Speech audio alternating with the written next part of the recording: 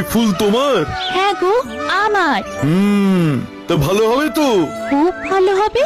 আচ্ছা বেশ, তাই যদি হয় তাহলে কাল থেকে, কাল থেকে রাজবাড়ির যত ফুল সব তোমার কাছ থেকেই নিয়ে যাব, এই বলে দিলাম।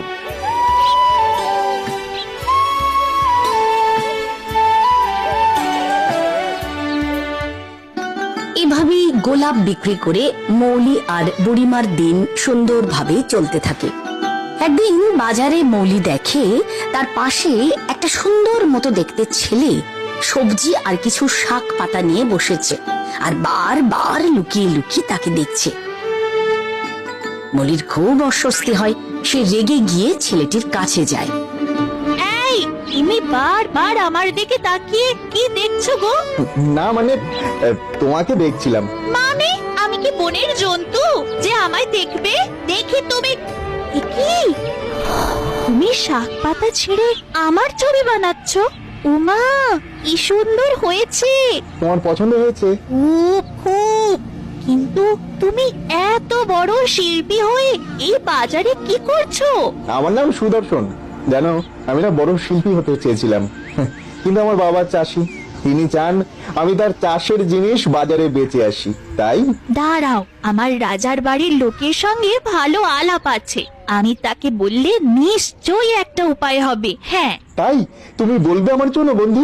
বারে, কেন বলবো না? তুমি তো আমায় বন্ধু বলেছো, আর বন্ধুর জন্য এটা করব না? পরের দিন বাজার সরকার এসে মৌলির গোলাপের খুব প্রশংসা করে। সে আবার গোলাপ নিয়ে মুদ্রা দিতে গেলে মৌলি মুদ্রা নেয় না। সে বাজার সরকারকে অনুরোধ করে, ওই যে ও আমার বন্ধু সুদর্শন, ও খুব ভালো ছবি আঁকে। রাজার কাছে কি ওর কোনো কাজের ব্যবস্থা হতে পারে? বাহ, তাই নাকি? তাই নাকি? বেশ বেশ।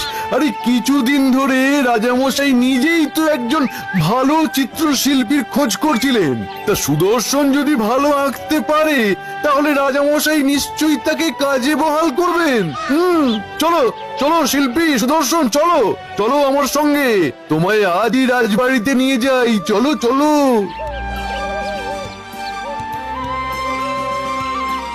তোমার এই উপকার আমি কোনোদিনও ভুলতে পারবো না বন্ধু, কোনোদিনও না।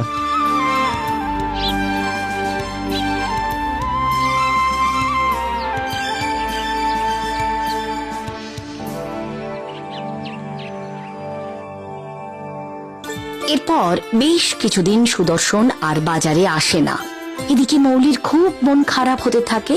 কতদিন সে সুদর্শনকে দেখেনি। তার খালি মনে হয় একবার যদি সে সুদর্শনকে দেখতে পেত। একদিন সুদর্শনের সঙ্গে দেখা করতে মৌলি রাজবাড়িতে যায়। কাকে চাই?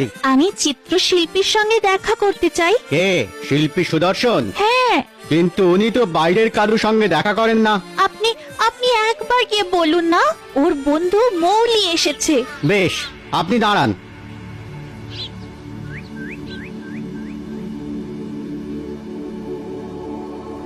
হুজুর, হুজুর আপনার সঙ্গে একটি মেয়ে দেখা করতে চায়। নাম বলল মৌলি। আমার এখন সময় নেই, পরে আসতে বলো। আচ্ছা হুজুর।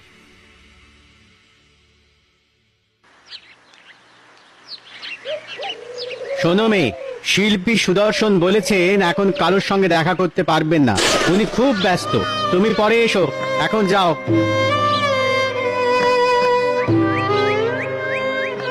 মৌলি খুব কষ্ট পায়।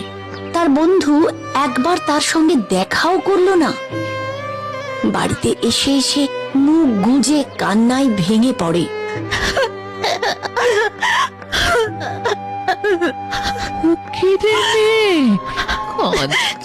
কেন?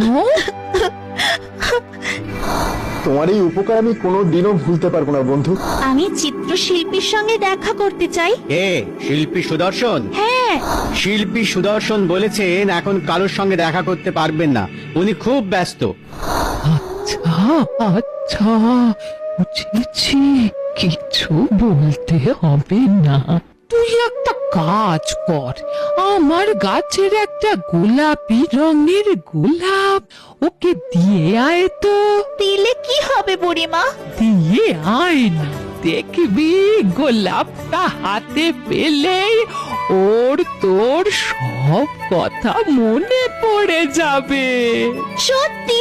হ্যাঁ, সত্যি রে সত্যি।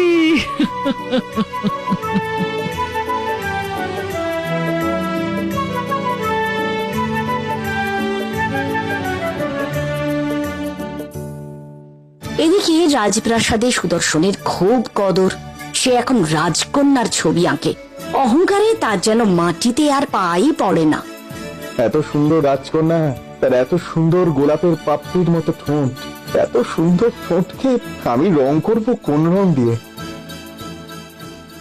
এই গোলাপটা তুমি একটু শিল্পী সুদর্শনকে দিয়ে দিও তো।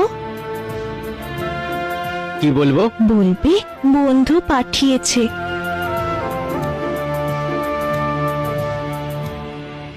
শিল্পী সুদর্শন, আপনার বন্ধু এই গোলাপটি আপনাকে পাঠিয়েছেন। রেখে দাও।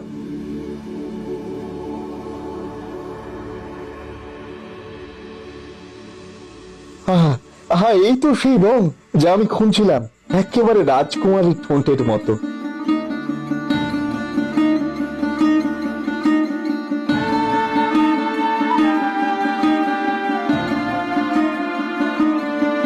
কিন্তু কিন্তু এ কি আমার হাত চলছে না কেন? হ্যাঁ, আঁকা আঁকা এরকম বেঁকে যাচ্ছে কেন? আমি কি আঁকা ভুলে যাচ্ছি?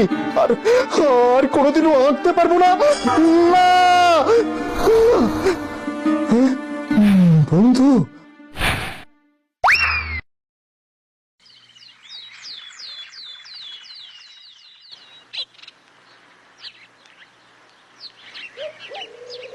আমাকে আমাকে ক্ষমা করে দাও বন্ধু। এ কি রাজশিল্পী, তুমি এখানে কেন? অমন বলো না, আমি তো বলছি আমার ভুল হয়ে গেছে, আমাকে তুমি ক্ষমা করে দাও। তুমি এমন করছো কেন?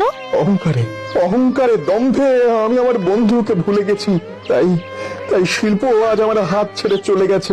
কাল সারা রাত আমি ঘুমোতে পারিনি। আমি বুঝতে পেরেছি বন্ধুকে ভুলে বড় শিল্পী হওয়া যায় না, যায় না, যায় না, যায় না। আমাকে আমাকে তুমি ক্ষমা করে দাও বন্ধু, আমাকে তুমি ক্ষমা করে দাও। বেশ, ক্ষমা করলাম। এখন বলো আমায় কি করতে হবে?